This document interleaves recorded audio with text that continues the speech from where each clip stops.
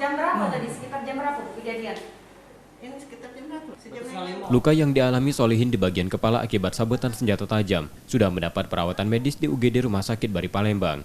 Pedagang es keliling ini dibawa istrinya ke rumah sakit setelah dilukai tetangganya sendiri yang diduga dilakukan 3 orang dengan senjata tajam.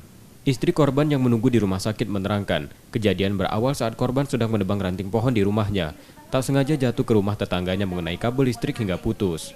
Korban sudah meminta maaf dan menerangkan pada tetangganya jika kabel listriknya putus dan akan korban perbaiki. Diduga marah karena hal tersebut, tetangga korban mendatanginya kemudian memukul dan melukai korban dengan senjata tajam. Ini kalau ada aku mati kabel kamu ngomong jangan marah ujinya tadi kan ngoceh langsung. Nah dia tadi tidak sadar tahu-tahu duduk depan rumah dia nih tadi ngadep laut. Dia keluar langsung ngapa? Uang ini tadi. Uang yang tadi dia Iya. Nah. Uang berapa dia? Uang berapa, Bu? Dia ngapa dewean. Cuman aku tadi ngelarikan aku kapan keluar bininya tadi ngambil jemuran ngebokin dia nih tadi. Peristiwa ini kini ditangani polisi dari Polsek Seberang Ulu 1 Palembang yang sedang mencari para pelaku. Yudi Kiswanto, Kompas TV, Palembang, Sumatera Selatan.